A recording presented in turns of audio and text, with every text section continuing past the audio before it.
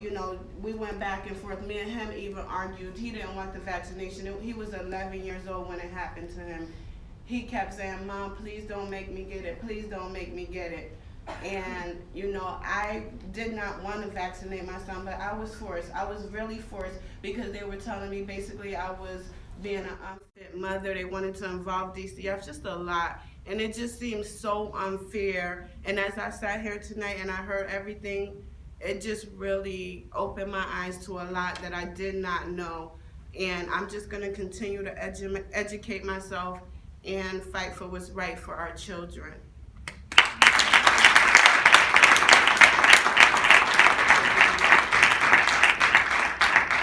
Hello, everyone. Hello. I'm just really thankful that God got me through what I've been through.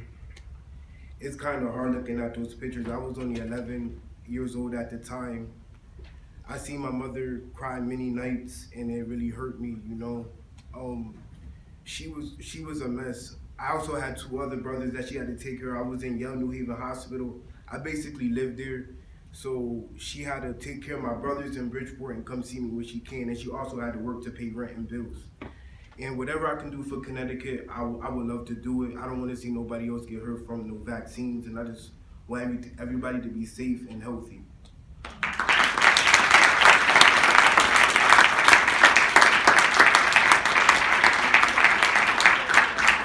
Thank you so much once again. Thank you. We're honored to have all of you here who participated, who spoke, who attended, who support us in any way. This is not an easy job. We're fighting a giant. We're fighting a Goliath. Well, we're fighting the two biggest industries in the world. Yes. Telecom and pharmaceutical are the two largest industries in the world. Not to mention the government, which is the other largest. Oh, well, yeah, let's not forget about that. I'm sorry, Rita. You know, I just have a really short comment. We're on Long Island, well, in New York, where we're trying to form natural alliances with other communities. And I want to emphasize this, and this may be a little bit politically incorrect, but this is a very important meeting that I wanted to come to because it's very important for the Democrats to see that the African American community is profoundly affected by the removal of the religious exemption, because African Americans are typically Democratic voters. And if they see, if your legislators see that they are losing the African American vote, the Hispanic vote, the people of color vote, then they're going to be scared. This comes down to they want to win their elections. Yep. It's not about public health, we all know that. And it's an election year here in Connecticut, so. Nobody ever wants to lose an election. And if you, young man, could go into your legislator, your immediate area, as many as you can, and tell your story, they will listen to you more so than they're going to listen to the white suburban housewife. I'm sorry, but that's just how it is. So you have a real story to recount. You're their voter. Your mother, your cousins, your extended family, your neighborhood, you are their voter, and that really means something to them. And I see you agreeing with me. Do you agree, Assemblywoman? The legislators want to get reelected. It's all about votes, and she's exactly right. And honestly, if each one in this room got 2 or 3 people to go with them and see their legislator, you'd be surprised at how little it takes. You're absolutely right. They are moved by votes. Very few of them are really motivated for what's right or what's wrong, and I hate to say that, but that is true. It is by getting reelected. And you represent hundreds more people that are just like you and are motivated with the same criteria. You have no idea how powerful you are. And until you start going to these offices and see the looks on their faces when you just simply walk in and say, I represent a community that will vote you out if you vote for this religious exemption repeal bill. That we're turning up the heat in New York as much as we can. And I would suggest that you guys pretend you lost your religious exemption yesterday and get the attitude that we just started to adopt. Gloves off, because you're going to lose it just like we did unless you get serious right now. Absolutely. So, and where the pain that the repeal bill has inflicted upon the people in my state is profound and tragic and sick and twisted. I refer to our legislators who voted for this bill really as monsters. They're inhumane. We don't have a medical exemption. Kids who have IEPs are out on the street. Kids who are medically fragile are out on the street. It's sick. And the minorities, the people who cannot afford to buy a medical exemption, to buy their way out of a problem, are the biggest, most serious victims. So act like it's happened already. And you know, you may get better results than we have. And I'll pray for you all, because Thank it's a you. horrible thing to go through, and this is an awful session that you face. Thank you. Thank you, Brooke. The other thing too is the mental distress on these children. Yes. Because these are kids, like when I think for my kids, and this is what I told them, I'm like, I can never agree to this. My kids have had years of being educated on these vaccines and the dangers of these vaccines. You have a lot of kids who were in that situation, whose family felt strongly about it and educated on them, and then turned around and took those same kids now to go and get these shots that they educated them on the dangers of, you know, so that's really psychologically damaging to these kids. And the fact that these children can no longer see their friends and play on their sports teams and They're engage in rejected. debates and They have everything been else. rejected from society, and they feel that profoundly. And New York says, Connecticut says, all the Democrats, oh, we care about kids, we care about kids.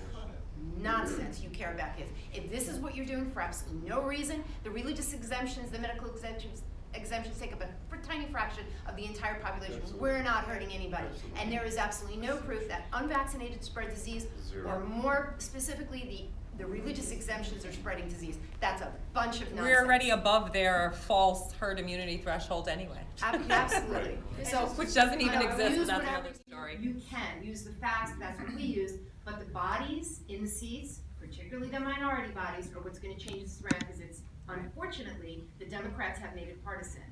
And the Republicans are on our side, for the most part. Only 4 Republicans out of 213 voted for the repeal. I'll be quiet. No, it's fine. Someone was motioning behind you. But for those of you who don't know who's speaking, who may be watching online, that's Rita Palmer. She's been an activist, a leader in the state of New York for the past 20, do I want to say 14 years? Okay, I give you like six years credit. Well, But, John's been doing it a little bit longer. oh, okay. Rita and John Gilmore have been collectively over 20 years, but they are powerhouses. We're so happy to have them as allies from the state of Connecticut, and any insight you can give us, we greatly appreciate, and your prayers most importantly. But also, if there's anything that we can offer you in New York, if we already have come to Albany, some of us, we've gone to some of these court hearings, we've gone to some events that you've had down there, and we will continue to do that because we stand with you. Yes, you had a comment to make, and then Curtis. My name is Maureen Chatterby. I'm from Long Island, New York. I just wanted to share, I was, pre-June 13th, I was very happy to hide in my closet and, use my religious exemption and, just not use my voice. And I will tell you, it is complete hell. I urge anyone in this state to come running out of the closet as quickly as possible. I have 2 children who are 11 and 7. I have 2 girls we lived in a community. I served on the board for 6 years. My daughter was nominated for LISVA, all county, had a lead in the school play. Her school play is Thursday and Friday. She participates in nothing. I had a very happy little girl who has gone for days not eating. I've been in public where people have called my kids dirty. Once you say you're a homeschooler, they assume they know why you're homeschooling. I've been kicked. I was a catechist at my Catholic church, St. Patrick's Church in Huntington, on senior camp. I taught 16 first graders who my daughter should have made her communion with these kids, and we were kicked out of the church. Shame on them. He Shame on them. And we have been trying to speak to the Catholic Church here in Connecticut. We have not had them stand here with us, so shame on them. He said Jim Romigas went to see him, the lawyer, a lawyer who's suing New York State. He went to see him and he said the problem with the unvaccinated children is the church is cleaned before they come for religious education, and he can't get it cleaned by the next day. So that's how the Catholic Church He needs treats some children. serious education. I think we have a new project. So I just wanted to say, please fight so hard. Like, show up. You have to show up. I'd do anything. I would do anything to protect my kids and not have them be like, it's a terrible feeling as a mother to see your children like this. It really is. It's just. Maureen, I don't know if you've been connected with attorneys, but please reach out to us. I'm an attorney in Connecticut, not in New York, but we can connect you with some people if you haven't already been connected with some people in New York, and obviously Rita can as well. That's heartbreaking, and we would invite you to come, if you'd be willing to come speak during our legislative session when this bill comes up, to testify and tell that story to the legislators, as well as Brooke and anyone else from New York. We do want you to come and tell your personal stories, because it's devastating what it's done to families, and these legislators need to hear it. They can't keep their head in the sands anymore. And the reason why I'm sorry I cut in with the Catholic Church, because we actually have been petitioning them for a while. We had a meeting with the Archdiocese of Hartford in September, and I am going to call them out. I'm a Catholic. I'm a faithful Catholic. I love the church, okay? But I will say they have not stood up with us. They haven't fought, against what we're doing, but they haven't stood with us either. They've remained silent. Many of the churches don't want to bite the hand that silence is the government. It's all about money. Follow the complicity. money every time. Silence is complicity. Okay, so if you are silent, that is as much of a sin as, remember, there's acts and there's omissions with sins. Okay, so if you stand by and do nothing, you are just as bad as the people that are pushing this legislation. And you can't say that you don't condone something if you require it. They require, all right, Anne Dauphiné has been saying that for a very long time, that the Catholic Church requires in all of their schools, and they're not even accepting in many cases these religious exemptions. Okay, you cannot say you require it in your schools, but you don't condone it. I mean, the example you gave me a couple examples. One would be, I don't condone children using drugs, but I'm going to require them to use drugs in my school. Does that make any sense? Or I don't condone abortion, but I would require them to receive. Yes, exactly. Curtis had a thought. Can I just say one thing really quick? Okay, well, he had his hand raised first, so I'm going to let him talk, and then we'll go to Kristen.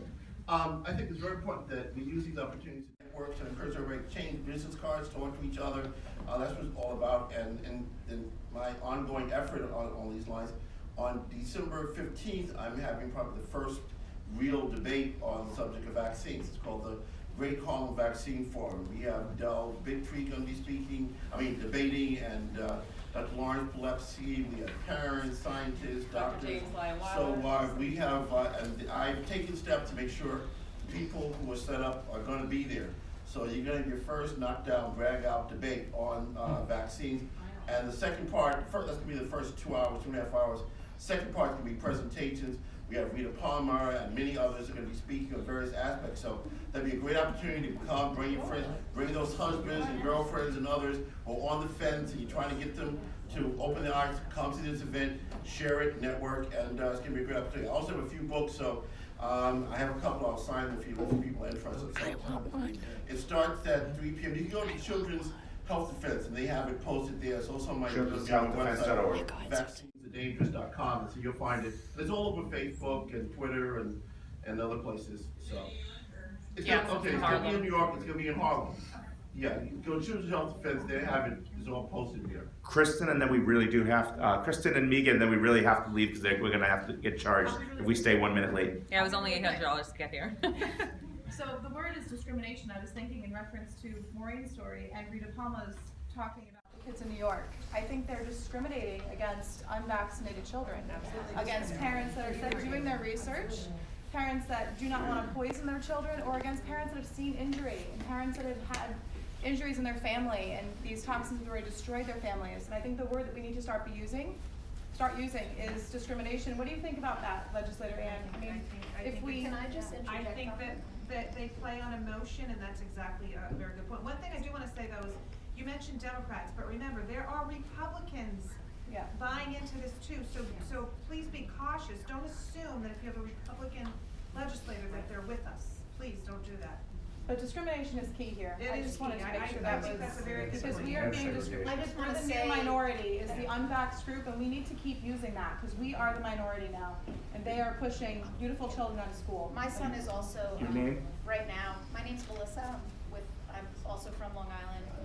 I agree with that to an extent. I just, we've gotten a lot of kickback for using that word, and so I don't know that that's the best route to take. But we have been, you know, my child for the first time today said he wants to go back to school.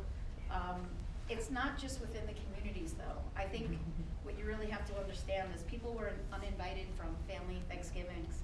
They're not welcome at Christmas. Their grandparents have not seen their But again, children. that's segregation. They're, yes, But it's what different I'm when it's saying within is- your own family. It's within your own family, but, you know, with, for example, and I'll just say it, being amongst a community like this, and the African-American community, I don't know that that sends the best message always. It just depends. Like, we have just gotten some kickback in using that. Like, no segregation, yes education. Basically, people saying, like, how dare you compare it to such a thing? And so, just an aid of caution. I don't know how to ever get Yeah. that to be. We've heard this before. Yeah. You know, other people in our movement from the African American community have said the same thing, that they're going to get very offended if you use that word and try to compare it to the civil rights movement, call it the new civil rights movement. Listen, whatever you want to call it, it's an atrocity. It is, you know, the deliberate and intentional harming of human beings and segregation of human beings, and, you know, a very basic right. New York has a right in their constitution, all right? It's a fundamental right to an education. We have it also here in Connecticut, all right? It's in Article 8 of the Connecticut Constitution. It gives that there shall be public schools, okay, for all children in the state, okay? So it is a fundamental right. And so when you take that away, that is a very, very serious violation. Megan, and then we're gonna close. Oh yeah, I just want to say for the new people here, in addition to talking to the legislators, you can really be an activist so easily just by talking to your friends. I mean, ever since Vaxxed 1 came out, I don't know if you've seen the movie Vaxxed, but it's an excellent first step. And now Vaxxed 2 is out, and it's showing in Connecticut right now. So if you can grab, you know, all your friends, take them, say, let's go see this documentary. You don't even have to say what it's about, but get them. And it's showing in Plainville on January 6th. It's showing in various places in the state, you know, over the next month. So connect with the people here and find out how to get tickets. You have to buy them ahead. It's kind of like secret because mainstream's not going to talk about it. So there's a website to go on, and you can go to these showings, and that's when you can be an activist. It's so easy. Just get your friends. Ever since Vaxxed 1 came out, I've been hosting Vaxxed showings in my home. You know, I get laughed at on the local Facebook page, but now people are starting to come. I've been doing this because you couldn't see the movie when it first came out, and it was being banned everywhere. So I'm like, I'm going to show it to all my friends. And you know, now finally I'm showing another one next week. I've been trying to get this woman in my community to come for 3 years, and she's finally going because her aunt just got ALS after getting a flu shot. So now more and more people are waking up, and we have to, it's easy to do our part that way, you know?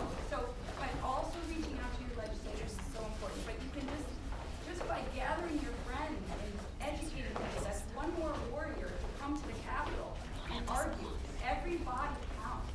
We really need to do this now in the next couple months before this legislative session starts. If you want to find out about where your local viewing is for Vaxxed 2, VAXXED2.com.